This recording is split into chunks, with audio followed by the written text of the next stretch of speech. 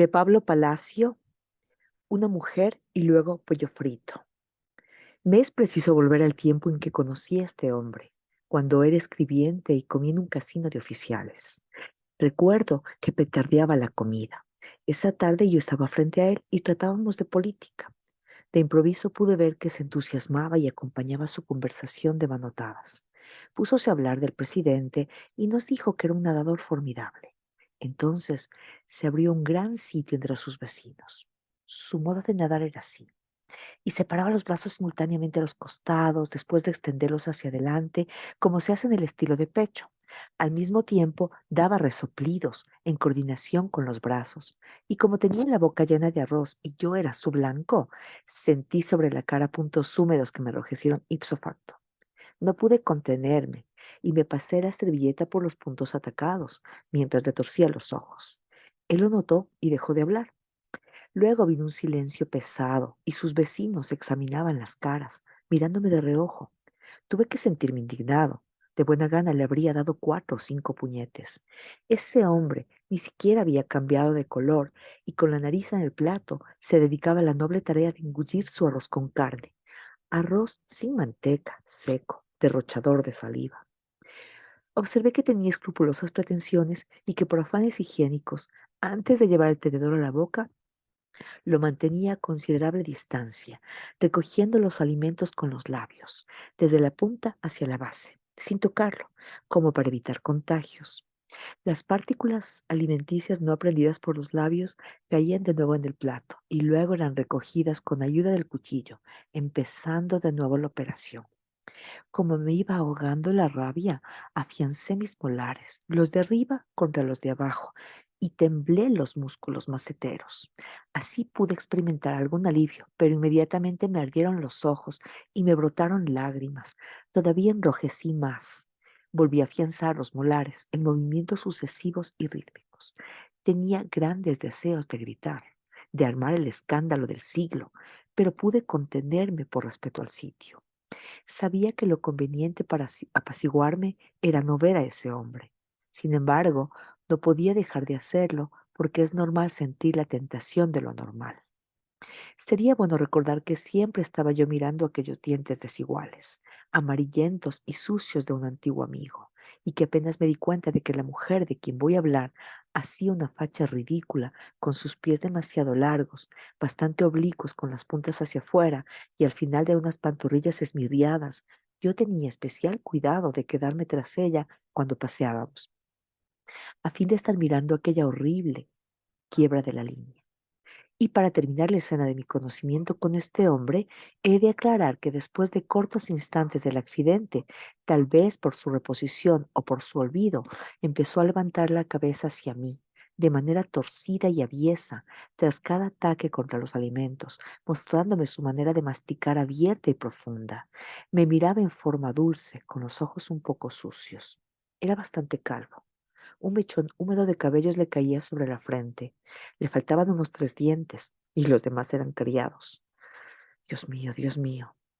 Fui finalmente a mi cuarto y después de lavarme, como me sintiera calenturiento, hube de acostarme pronto y a la caída de ese día, cuando estaba en tinieblas y era todo como un descenso de algodones, oí claramente una voz delgadita que me silbaba en las orejas. Cualquier día amaneceré muerto y ¿a quién le importa esto? Abrí los ojos y sentí frío en la nuca. Incómoda lo de pensar que uno puede quedarse indefinidamente tieso.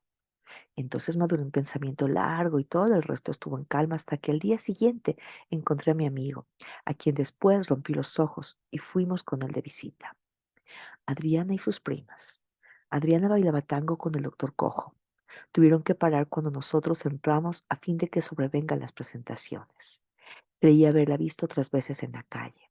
De lo que sí me aseguré después.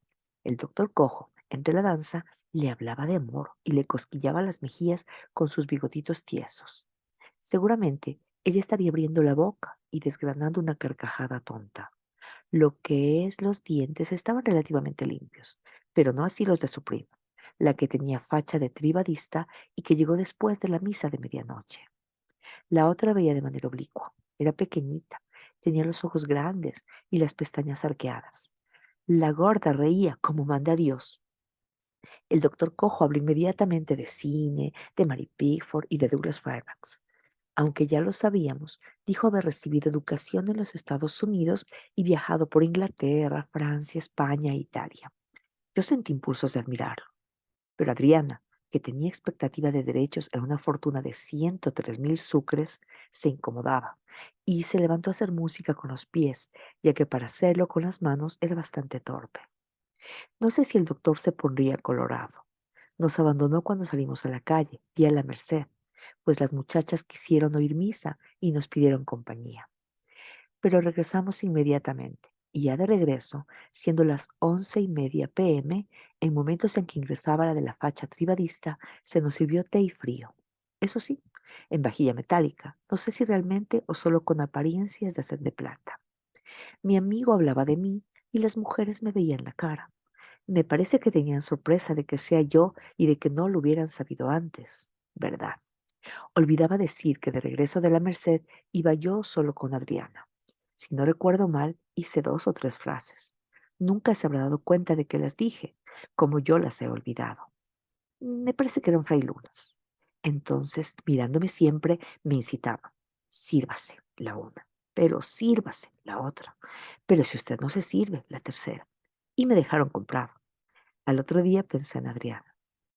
Y hube de imprimir con todos mis blancos en el texto original sobre sus párpados semicaídos. Falsedad evidente, pero que sentaba bien en mi esperanza de hacer una figura sentimental de mi gusto, que por estar en la vida un poco seca y bastante tonta. Sentaba bien. Tal vez pude decir de ella con idéntico tono en que acabo de decirlo de mí, quedó comprada, porque es seguro que en esos tiempos se le habrían subido los humos y estuviera bastante alta en sus ilusiones. Lo cierto es que se vio obligada a autenticarme ese papel de intruso que yo me había dado, y hubo un tiempo de danza entre los dos, un tiempo de mecerse y ondular y de inclinarse el uno sobre el otro, siempre en persecución de la palabra. Pero esa palabra nunca existió entre nosotros, y lo que quiso tener su aroma surgió cuando ella rotaba calles con otro y sonreía a su recuerdo. Por eso, sabiéndolo yo, cuando iba a su lado y le pedía me probara, en su aceptación de gustar, me imaginaba que podía estar sometida a largas pruebas con su amigo, y como respecto a mí se candidatizaba para ello, la tenía en mi juicio por una mujerzuela, a pesar de que en mis conversaciones claramente elogiara su civilización amorosa. Y recordando su historia, porque con ser tan joven ya tenía una historia. Le hablaba con alegría de tal o cual nombre de hombre que pasara alguna vez junto a ella, y en afianzamiento de mi orgullo, al no ser un recuerdo, sino su vivir presente, le afirmaba su laudabilidad y lo maravilloso que era cambiar de hombre y cambiar de mujer, como de vestido. Entonces se iniciaba una lucha en la que ella tendía a dominarme, en la que se mordía los labios y en la que había desesperanzas porque le fastidiaban mis palabras. Y entiendo que ella, a pesar de que yo no fuera el único, intentaba localizarse y agrandarse en mí mientras yo aparentaba un exquisito desdén especializado en estas palabras de novela. No puedo pensar en reprocharle nada. Usted mismo sentirá la necesidad de estar solo conmigo. Entonces ella exclamaba, Jesús, qué igual. Yo inquiriría esa igualdad. No, no lo digo porque usted también ha de haber leído. Se trataba seguramente de una novela y de algo sucio, según lo que después pude indagar en sus lecturas. Pero cuando ella se aprestaba a defender el nombre del libro como un secreto, pensando que yo pesquisaría el hecho, mi inmediata pregunta era, oiga, ¿de qué color son sus ojos? Y ella me miraba sorprendida, me miraba largo, ofreciéndomelos al examen, algo vacilante, entreabiertos los labios, como queriendo indagar mis adentros. Tal vez dudosa entre mi cordura y mi desequilibrio, tal vez interesada en comprender esta clase de tipo que no regaña, que pide poco y tiene la costumbre de reír ante lo insoluble. Eso sí, solo riéndose, y que lo niegue ella. Pero al mirarme así, con ese ofrecimiento de sus labios, yo sentía pena de que fuera la vía pública el obligado escenario de nuestros amores, y le hablaba de lo bueno que sería hacernos una concha de silencio para dentro de ella entablar nuestro conocimiento. y sentí el placer de provocar en ella cataclismos mentales, que serían como ponerse en contacto de fuerzas eléctricas, ya que mis insinuaciones vacilaba y sacaba a lucir cara de boba y se veía obligada a preguntar, ¿qué es eso?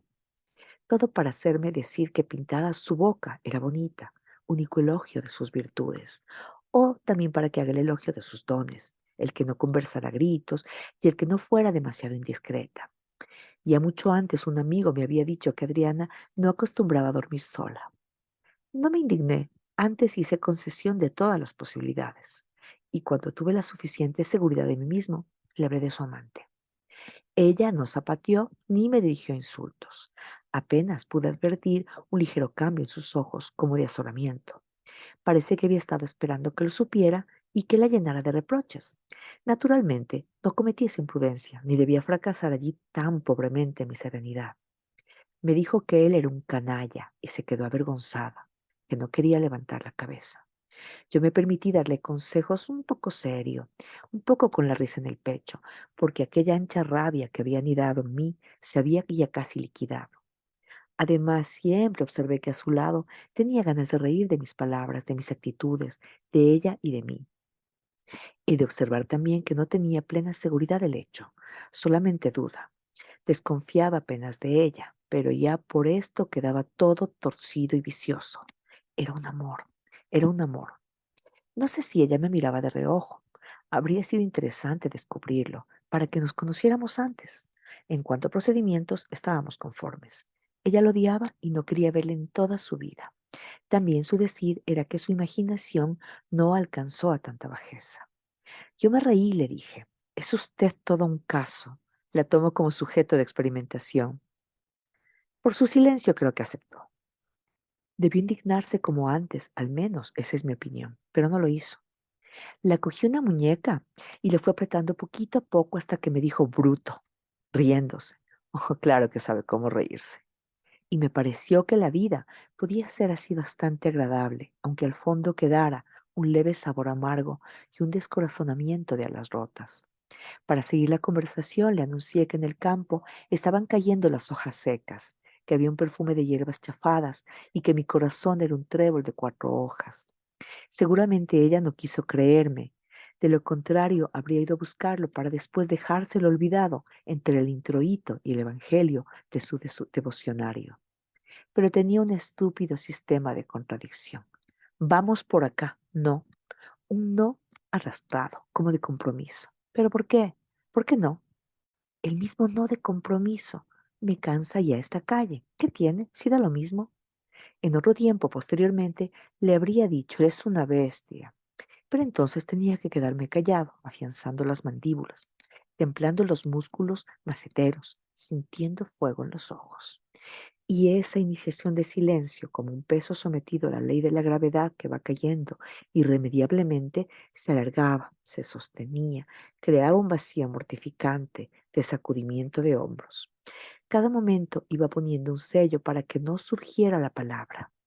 Eran los instantes de sentirse solos, a pesar de toda proximidad, solos.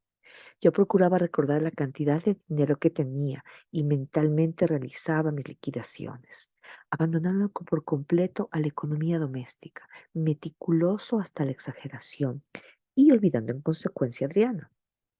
Pero aquello solo duraba mientras ella no podía decir para sus adentros, estoy aquí, señalándose la frente en ademán de estar colmada, que cuando llegaba ese tiempo se detenía de manera brusca diciendo, bueno, hasta mañana, lo que me hacía volver a la vida y me obligaba a sentir toda esta tristeza que llevo dentro y me ponía la cara más alargada. Hasta mañana. ¿Y hoy por qué se va? Claro, bajaba la voz y los ojos. No tenemos de qué hablar. Es verdad, no tenemos de qué hablar. Pero ¿quién se habrá imaginado tener alguna vez el tema, la palabra importante que deja satisfechos ese hilillo invisible que engarza las frases de la cita? Usted tiene la culpa. No, usted la tiene. Me rozaba los ojos. Entonces, lentamente volvíamos para seguir el camino discutido. Es necesario estar solos, se habla menos y se disiente menos. Pero si estamos solos, no, vamos con 100 ojos. Ella reía. Es necesario estar solos. Iban a salirle chispas en vez de miradas. pero luego la enmudecía y casi puedo decir que desmayaban sus párpados. Se acercaba mucho a mí y así quedábamos en uno como un apiñamiento, tal que para comunicarnos corrientes vitales, hasta que yo también sentía pesadez en los párpados y ansia lánguida de silencio y de estar estirados en calma a esa hora de siesta, lejos de nosotros mismos y a las puertas del abandono, donde flaquean la voluntad y los músculos y se arroja uno a la vida como banderola al aire. Pero luego una noticia inesperada y triste, la de que recibía visitas de su pretendido amante. A la vez que pena de ella, hace sentir deseos de decir, es una perra, y de invitarla a una cita, y en la calle darle un puntapié en las posaderas, a fin de que tenga oportunidad de sentirse asoladoramente ridícula.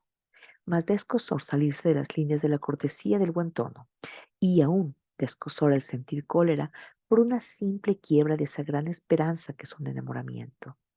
Luego solo había que decir, caramba, caramba, y pensar simplemente en no volver a enseñar las narices y en ruborizarse ante ella en algún encuentro incidental. Pero era tan fuerte la explosión de mi orgullo, al menos la justificación de mi actitud la había encontrado en ello, que en vez de declararme vencido, con humillación preferí presentarme tan amable como antes, localizando la hora de las visitas y adelantándome un poco para ver la cara que ponía ella al recibirlo ante mí. Así lo hice. Esperaban todas, ella y sus primas. Naturalmente, no a mí ni a mi nuevo amigo que enamoraba a la pequeña, a la de pestañas arqueadas, y quien algún día contaba también seguramente sus impresiones. Observé que había allí una alegría nueva, porque hacían pésima música con las manos y estaban encendidas todas las luces. Por supuesto, no eran lo suficientemente civilizadas para disimular su contrariedad. Se notaba que Adriana había caído en un gran compromiso. Yo gozaba por ello. Sin embargo, una de sus primas no se encontraba contrariada, la de la facha tribadista. Me parece que gozaba tanto o más que yo. Me veía la cara y se reía. Como era bastante fea, iba a ser para ella un gran espectáculo todo eso. Sentada junto a la puerta, esperaba el advenimiento del amigo de Adriana. Y encantada con esa expectativa, tenía para mí ojos brillantes, como diciéndome, verás el golpe que te van a dar. Entonces yo me sentí íntimamente satisfecho, porque ella gozaba a base de mi pretendida ignorancia, y el que no existiera ésta me daba por lo menos un desquite. Ya preparado mi ánimo, oí pasos fuera. Me dije, es él, y abrí bien los ojos. En efecto, y apenas entró, Adriana, que estaba a mi lado, bisbició algo en son de protesta que no alcancé a comprender. Luego debe haberse quedado satisfecha pensando en su ignorancia, que yo me habría convencido de su desagrado y que sería mi creer que aquello era una simple intrusión, ya que no había perdido oportunidad de pintármelo como un sinvergüenza. Me alegró al pensar que durante todo ese tiempo de espera ella, indudablemente, había permanecido meditando lo que decir y que todo el producto de su pensamiento agitado, aquella frase, se le escapó confusa de entre los labios sin que yo, para quien había sido tan cuidadosamente elaborada, la hubiera recogido. Venía con un amigo suyo, presunto amante de la pequeña y presunto boticario. Él, al darme la mano, se rió de mí. Yo le di la razón y estuve con él cortésmente amable. Por supuesto, ese reírse de mí era un poco raro, con un leve gesto en las comisuras como si quisiera insultarme. Se fue a sentar algo lejos. Yo tenía mucha rabia a pesar de mi ánimo preparado. Adriana me dirigía continuamente la palabra, pero ya no la oía porque como ella antes me había enredado en hondas meditaciones. Tramaba aviesamente. Tenía firme voluntad en porcarla. Quería un plan sistematizado, recto, orgullosamente hecho, a fin de estirarme sobre ella y hacer mío un rincón de su recuerdo. La de la facha privadista me miraba encantada con toda su alegría que le saltaba a los ojos. Mucho después, Adriana me contó que había sido algo así como su alcahueta. Yo no demostraba menos placer y hasta de cuando en cuando le dirigía la palabra. Sin embargo, me parece que todo aquello era difícil y angustioso. Creo que no se encontraban bien ni ella, ni él, ni mi amigo, ni la pequeña.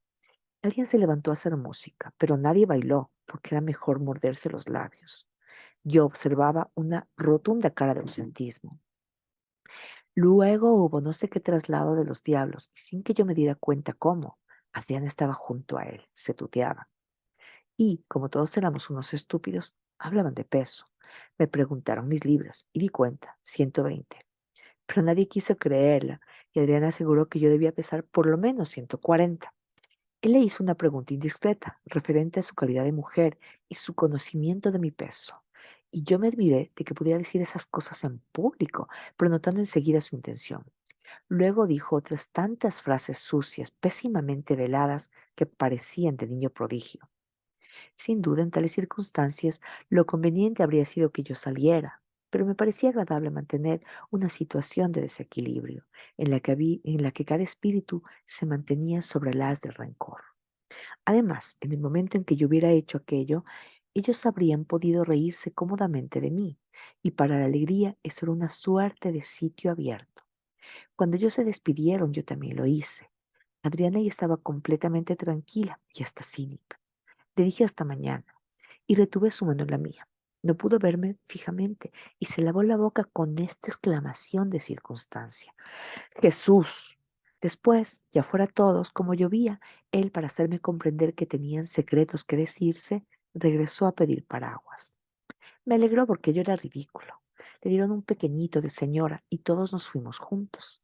Quiero hacerle el honor de decir que creo que regresaría a devolverlo, pues aquello no habría sido como cierta gorra de montar o como ciertas proposiciones de moldes en esperma para llaves falsas del tesoro paterno o como las otras de sustracción de alhajas. Luego, yo ya solo, creo que no habré podido dormir pronto. Debí sentir una batalla entre mis pensamientos.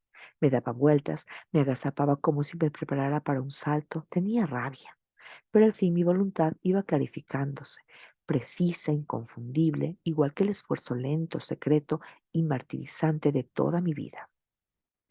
Pensaba en él único y hacia él, hacia mí mismo, y mi reconquista luchaba por enfocar mi fuerza dominante.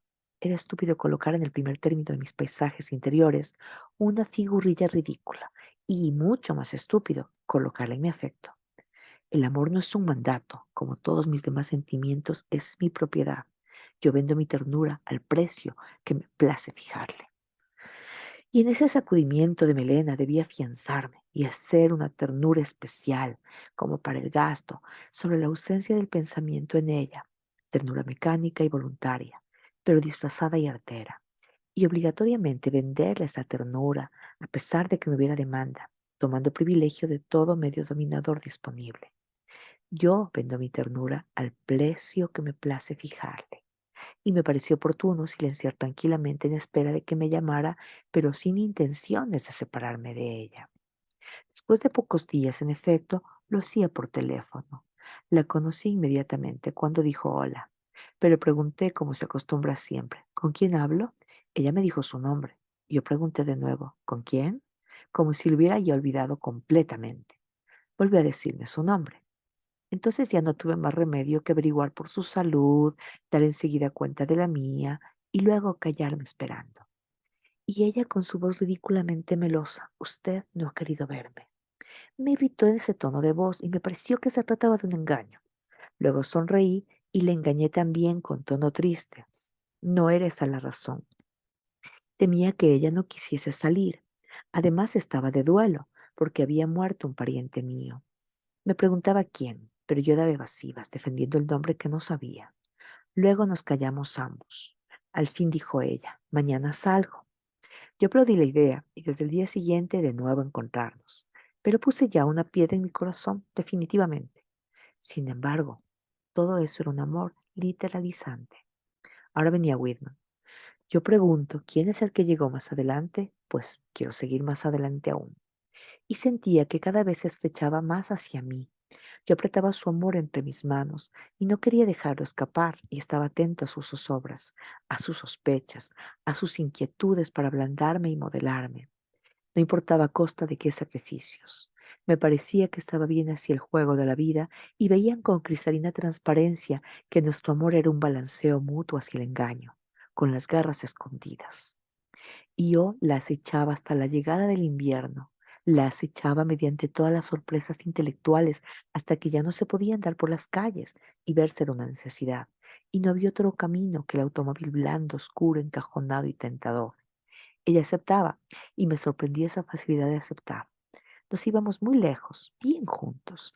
Le desmayaban los párpados cuando le besaba la nuca y como había aprendido de una novela, le echaba el aliento cálido hasta que le veía estirarse al lado mío, sin fuerzas. Le veía, porque yo podía mantenerme completamente sereno y no me inspiraba deseos y era indiferente a sus besos. Sin embargo, hacía lo posible por penetrarla de una obsesión que la turbaba y a la vez que llenaba de caricias, le repetía lentamente, desfilando las palabras flobertianas. En todas las encrucijadas del alma, oh lujuria, se escucha tu canción y pasas al fondo de las ideas como la cortesana al fondo de las calles. Ella entreabría los labios y detenía el aliento. Parecía quedarse en suspensión de esas palabras, como que buscar en el fondo de sí misma, hurgando su verdad intranquilizadora. Detenía el aliento para escucharse y se escuchaba, según puedo decir por mis labios hinchados tras las citas. Y lo mismo siempre que llovía y algunas otras veces, o ya bien tarde, a la caída del día, entre las sombras de calles abandonadas, hasta que me sintiera tan próximo a ella que no pudiera echarme, atravesado en su vida irremediablemente. Pero yo llegaba a abandonarme también, casi enternecido y arrastrado en la caída voluptuosa del engaño, amortiguado y embebido por la fácil conquista.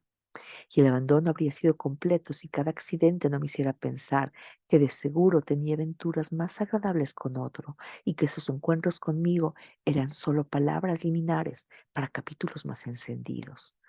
Entonces lo odiaba internamente y le insultaba y luchaba por dar el gran salto que me hiciera conocerla tal como era hasta que tuvo que aceptar. Después de exclamaciones, más entre su aceptación y nuestro encuentro, yo sentí un gran descorazonamiento, porque tenía la seguridad de que esa lucha estaba en sus postrimerías, de que debía acabar, cuando yo tenía amor por la lucha y tal vez también por ella, a pesar de que fuera una perra que me hacía avergonzar de ese amor. Crujían las tablas y a cada crujido tenía que hacerle un gesto. Ese viaje de un extremo al otro del corredor, frente a la alcoba de los padres, era una inquietud larga, saltada por disculpas, de amenazas, de palideces. Ella estaba tranquila, me esperaba en pantuflas, bajita, con las pantorrillas más gruesas que de costumbre.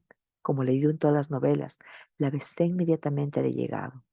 Luego tomamos asiento sobre un mueble bajito y colorado a la izquierda del lecho. No podíamos hablar por temor de que nos oyeran y de lo que yo estaba encantado. Luego ella se defendía y me indicó que apagara la luz. En las sombras empezaron a palpitarme las sienes. Recordé que entre los dos había un nombre y tuve mucha rabia. Le empujé fuerte, lo que produjo ruido y voces en la habitación vecina. Entonces, de nuevo estarse calladitos, sufriendo martillazos en la cabeza y la impune aventura de sus manos. Muy bien, muy bien. Tenía un loco placer de que se ensuciara y rebajara, aunque fuera eso lo más canallesco del mundo, y amaba su importancia de mujer dominadora. Más tarde salí estúpido y vacío, atolondrado, riéndome y avergonzándome, entre satisfecho y amargado, con el remordimiento ancho y seco en la garganta y tranquila alegría en el pecho. Me creía nadador de crawl entre el agua y el aire, o como el indeciso entre la pistola y el veneno, pero tenía para ello una palabra redonda y pesada, de tirársela a la cara como un guante a un hombre. Y luego me invadía la ternura y la acariciaba en el recuerdo. Después de aquello fue muchas veces, luchando siempre con todo ahínco, a brazo partido para dominarla, porque no era mía. Y en esas largas y extenuadas vigilias, en que todo mi rencor embebía las sombras, callados y odiándonos entre cada aliento, con exclamaciones y amenazas e insultos, iba sintiéndome un pobre hombre a la orilla del fracaso, lo que ahondaba mi prejuicio, pues la creía una mujer experta para la lucha, una mujer que conoce el peligro y lo busca, ya que siempre iba con su asentimiento. Pero llegó la hora del abandono.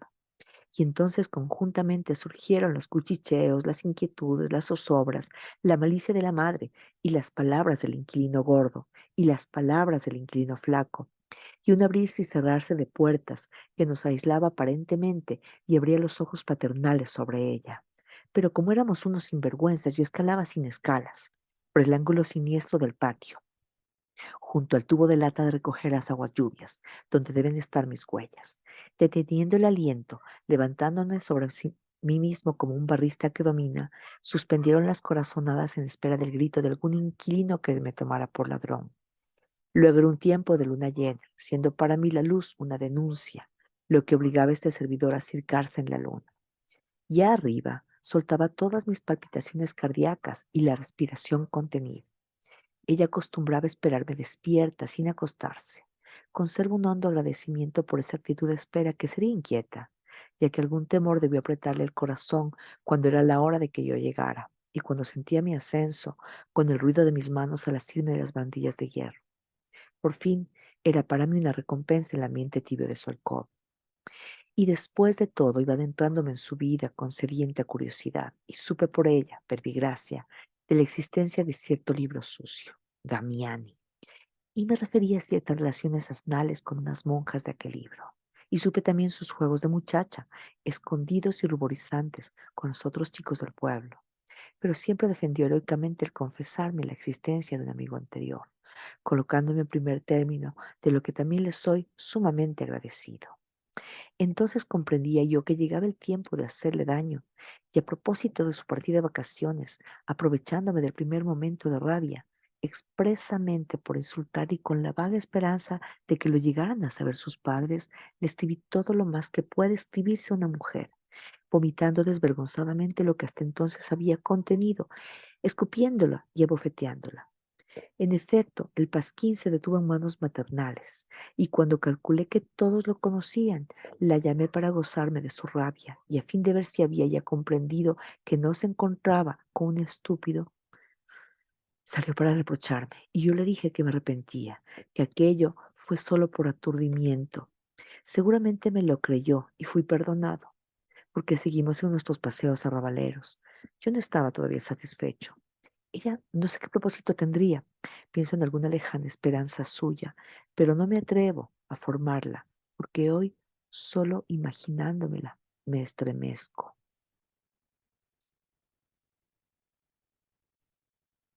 Pero su cuerpo estaba lejano de mí y toda tentativa era ya un imposible.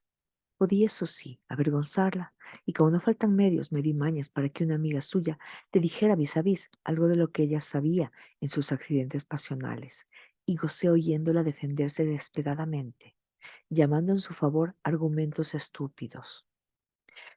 Lo curioso es que yo también la defendía de cuando en cuando, porque quería estar de su lado para realizar un proyecto que jamás pude llenar. Ella me debe ese agradecimiento, ya que claramente me titulé su protector y aún tengo satisfacción de ello, pues la verdad es escurridiza e invencible. Sí, cuán escurridiza la verdad. Recuerdo en este momento que una noche fui a sorprenderla con una noticia de un viaje fantástico que estuve en posibilidades de realizar. Ella se quedó inmóvil, callada, seguramente meditando, no sé qué cosas. Yo me aislé completamente de ella y realicé con mediana claridad que estaba solo, completamente solo a pesar de tenerla en mis brazos, que era un hombre inútil en medio de la vida, que podía ser echado de cualquier parte sin dejar vacío, que tras mi desaparición todo estaría tranquilo y dulce como en cualquier buen tiempo. Y nunca vino la madre a darme el último beso del día. Y entonces la desesperación me prendió las uñas en la garganta y se agitó mi pecho tan cerca del corazón de Adriana que al sentirlo tuvo que besarme los párpados húmedos. Hoy su muerte me autoriza a confesarlo. De otra manera no querría desgajar de su recuerdo el agradable triunfo de mis lágrimas. Y sin embargo, a pesar de mi orgullo y de lo que ella era, la sentía tan arraigada a mí, tan cerca de mi afecto, de mi compasión, de mi verdadera ternura. Y me sentía tan en sus brazos como cuando un niño se le cuelga a uno el cuello y no es posible desasirse, pues hacer un esfuerzo esquivándolo pondría un nudo en nuestra garganta. Debí arrepentirme de haberle insultado tanto y de haberle otorgado el más feo y deforme rincón de mi alma. Pero entonces era más fácil para ella salir en la mañana, a pretexto de prácticas piadosas. En ese tiempo, a las 9, yo ya había practicado mi lección de estrofofortismo y estaba bañado y fresco. Me alegró ver la otra hora, en la que el tiempo fuera más gozoso y limpio. Mas al encontrarnos tuve una corazonada y me sentí pálido. Me extendió una mano melosa y sucia, de gente que no se lavó a levantarse. En la cara tenía manchones de polvos de arroz sobre el sudor de la noche. Afiancé mis mandíbulas, templando los músculos maceteros, y la veía la cara con ojos desorbitados, sin creer que fuera ella como un estúpido. Le di la grata disculpa de que se habría levantado tarde y por no faltar viniera sucia. Me daba ganas de llorar y hacía esfuerzos para no verla. Ella me cogía las manos y me las empolcaba. Cuando nos separamos tuve la esperanza de que en lo sucesivo no fuera lo mismo, pero me equivoqué. Al día siguiente y siempre eso era una porquería. Entonces empezó a saltarme la cólera despiadadamente, llenándome el cerebro de sangre, convulsionándome, en torbellino. Maldecía porque no nos hubiéramos encontrado antes por la mañana y me angustiaba al pensar que había besado eso. Dudé entre insultarla o aconsejarla. A veces pensaba pararla en seco. Oye, cochina, anda, lávate. A veces me estupecía hasta querer suplicarle. Oye, Adrianita, ven mañana un poquito más tarde, aunque sea después del baño.